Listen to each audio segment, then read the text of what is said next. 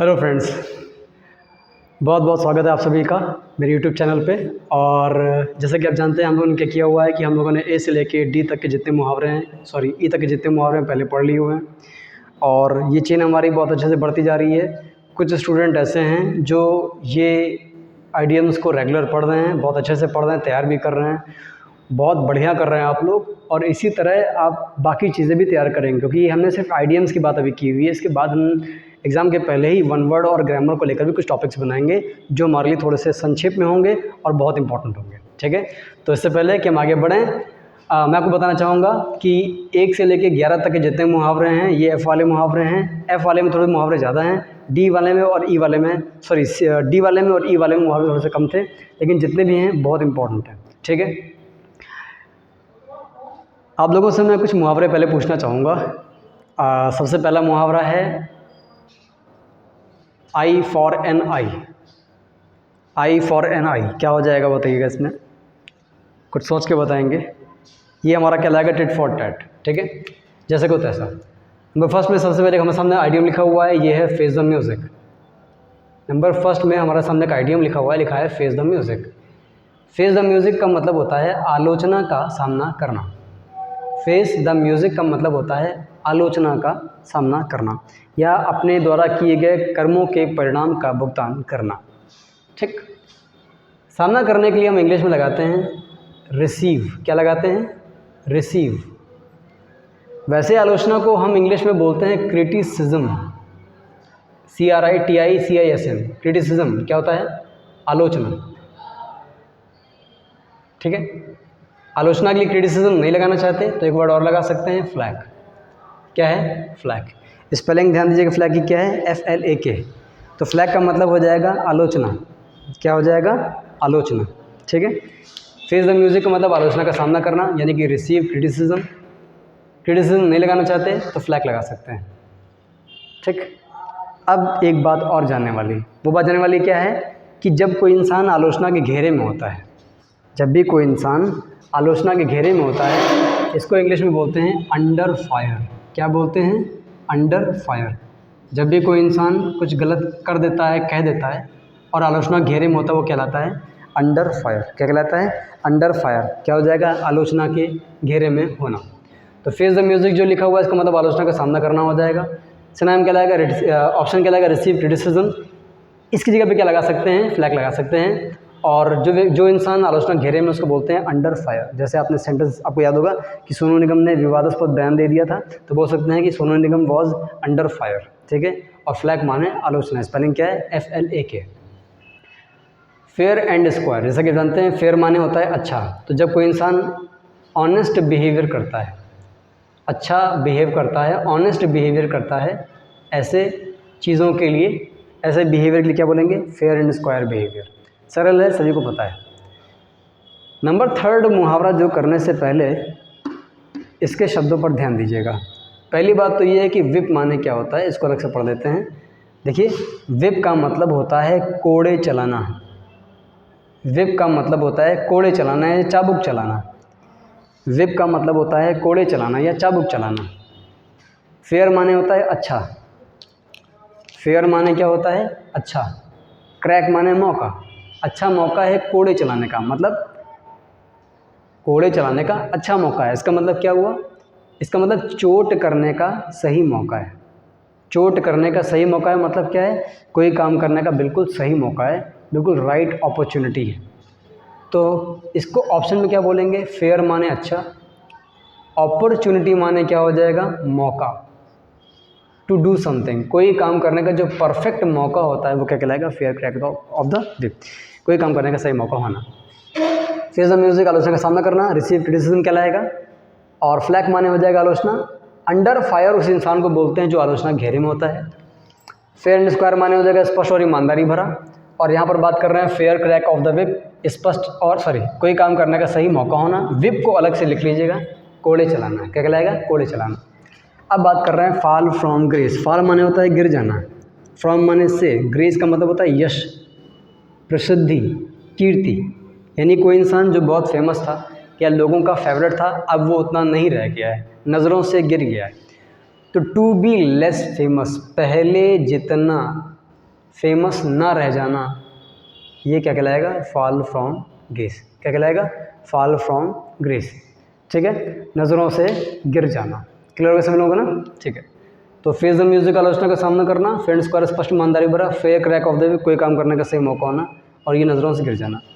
Number 5 पे लिखा हुआ है फैट चांस। फैट चांस का मतलब क्या हो जाएगा? No chance. हम इसको इंग्लिश में बोलते हैं पप्स चांस। ठीक है, अब बात कर रहे हैं नंबर 6 पे। ऐड माने जोड़ना, फीदर माने होता है चिड़ियों का पंख, इन वंस कैप, अपनी कैप में चिड़िया का पंख जोड़ना। ध्यान दीजिएगा, पुराने समय में जब कोई इंसान बहुत अच्छा काम करता था, स्पेशली मैं आपको एक बात बताऊँ, कुछ कवि लोग होते थे, उनको एक उपाधि दी जाती थी पोइट लॉरियटशिप। उपाधि के समय उनको एक कैप दी जाती थी जिसमें पंख लगा होता था, लेकिन पोइट लॉरियटशिप हर एक पोइट को नहीं दी जाती थी। उस पोइट को दी जाती थी जिसने बहुत बड़ा काम किया होता था, जो बहुत फेमस कोई वर्क किया होता था। इसीलिए जब उनको ये टोपी दी जाती थी अचीवमेंट लेने के बाद में, उपलब्धि हासिल करने के बाद में, तो ये वही मुहावरा हो गया, add feather in one's cap. आपने कोई ऐसा काम किया हुआ है जिससे लोग आपको फेमस कर चुके हैं या फेमस हो चुके हैं। To have big achievement, achievement माने क्या होता है? उपलब्धि। क्या होता है? उपलब्धि। मैंने लिखा नहीं, सही से लिख लीजिएगा। टू हैव बिग अचीवमेंट क्या हो जाएगा? बड़ी उपलब्धि हासिल करना। तो फेस द म्यूजिक, आलोचना का सामना करना, रिसीव क्रिटिसिज्म, पर्यायवाची फ्लैग हो जाएगा। अंडर फायर, आलोचना घेरे में होना। फेयर एंड स्क्वायर, स्पष्ट और ईमानदारी भरा, कहलाएंगे honest behaviour. Fair crack of the week, कोई काम करने का सही मौका होना। फॉल फ्रॉम ग्रेस, नज़रों से गिर जाना। फैट चांस नो चांस, यानी कि puff chance no chance. Add feather in one's cap, बड़ी उपलब्धि हासिल करना। उम्मीद करता हूँ कि आपने सारे मुहावरे याद कर लिए होंगे। अब मैं बात करने जा रहा हूँ नंबर 7 की। नंबर 7 पे लिखा हुआ है फ्यू एंड फार बिटवीन, यानी कि कभी कभार। जब कोई इंसान कभी कभार करता है, यानी कि सम टाइम्स इसका ऑप्शन बना सकते हैं। तो कभी कभार के लिए सम टाइम्स की जगह आप क्या कर सकते हैं, बताइए ज़रा? फ्यू एंड फार बिटवीन का यूज़ करते हैं। तो फ्यू एंड फार बिटवीन माने क्या हो जाएगा? कभी कभार। फ्यू एंड फार बिटवीन माने क्या हो जाएगा? कभी कभार। ठीक है, ये इंपॉर्टेंट ज़्यादा है क्योंकि इसको देख के इसकी हिंदी याद नहीं आती। सम टाइम्स ऑप्शन में कह सकते हैं। Add feather in one's cap, बड़ी उपलब्धि हासिल करना। फाइट माने लड़ना। टूथ एंड नेल का मतलब ये कि आप ऐसे लड़ाई कर रहे हैं कि आपका शरीर का कोई अंग आपको कितना नुकसान पहुंचता है, आप इस बात की चिंता नहीं करते। आप जीतने के लिए अपना हर संभव प्रयास करते हैं। इसको याद करने का तरीका देख लीजिए, चाहे दांत टूटे चाहे नेल टूटे, हमें फ़र्क नहीं पड़ता, हमें बस जीतना है और जीतना है। यानी कि जीतने के लिए सारे संभव प्रयास करना। टू मेक, ऑल माने सारे, पॉसिबल एफर्ट्स, पॉसिबल एफर्ट्स, तो ये सारे संभव प्रयास करना क्या कहलाएगा? फाइट, टूथ एंड नेल, हर संभव प्रयास करना, हर संभव प्रयास करना। To make all possible efforts to win, to make all possible efforts to win क्या कहलाएगा? Fight, tooth and nail. ठीक है, नंबर 9 की बात करते हैं। फिश आउट ऑफ वाटर, बिन जल की मछली जैसा तड़पना, यानी कि बहुत ज़्यादा बेचैन महसूस करना। हम सभी जानते हैं कि बेचैन महसूस करने को इंग्लिश में क्या बोलते हैं? रेस्टलेस। और महसूस करने को क्या बोलते हैं? फील, यानी कि टू फील रेस्टलेस इसका सही ऑप्शन बनेगा। ठीक है, तो इससे पहले आगे बढ़ें, फिर से कुछ वर्ड रिवाइज कर लेते हैं। एक बात बताइए, आलोचना के लिए मैंने क्या बताया था? क्रिटिसिज्म, यानी कि फ्लैग कह सकते हैं। अंडर फायर, आलोचना के घेरे में कह सकते हैं। ठीक, ऐड फीदर इन वंस क्या? बड़ी उपलब्धि हासिल करना हो जाएगा। Fat chance no chance, pups chance no chance. Fish out of water, to feel restless.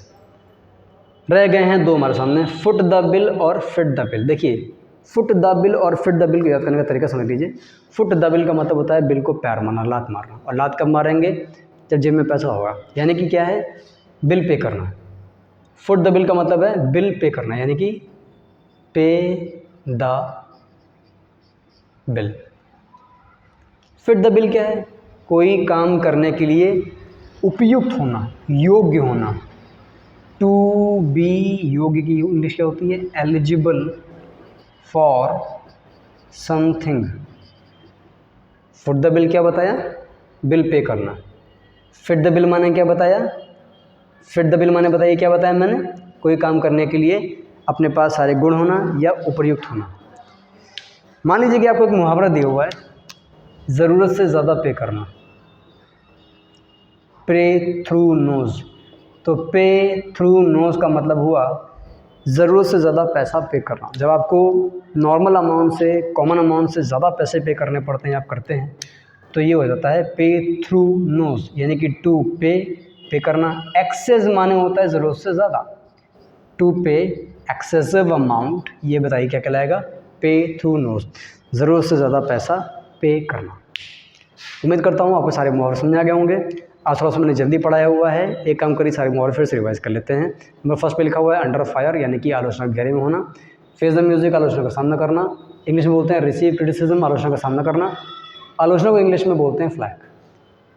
Fair and square, स्पष्ट और ईमानदारी भरा, इंग्लिश में बोलेंगे honest behaviour. Fair crack of the whip मतलब वैसे कोड़े चलाना होता है, इसका मतलब हो जाएगा कोई काम करने का सही मौका होना। फॉल फ्रॉम ग्रेस, नज़रों से गिर जाना। Fat chance no chance, pups chance no chance. Add feather in one's cap, बड़ी उपलब्धि हासिल करना। फ्यू एंड फार बिटवीन, कभी कभार, ठीक है। फाइट टूथ एंड नेल, जीतने के लिए, नोट कर रहे हैं तो नोट कर लीजिए, जीतने के लिए हर संभव प्रयास करना। फिश आउट ऑफ वाटर, इसका मतलब हो जाएगा टू फील रेस्टलेस, बेचैन महसूस करना। Foot the bill, bill pay करना। फिट द बिल, कोई काम करने के लिए उपयुक्त होना। एंड पे थ्रू नोज, ज़रूरत से ज़्यादा पैसा पे करना। पे थ्रू नोज, ज़रूरत से ज़्यादा पैसा पे करना। टू पे एक्सेसिव अमाउंट, आलोचना को इंग्लिश में क्या बोलते हैं, फ्लैग, FLAK। और सामना करने के लिए क्या लगाते हैं, रिसीव। क्लियर हो गया ना, ठीक है, ठीक है। सो आई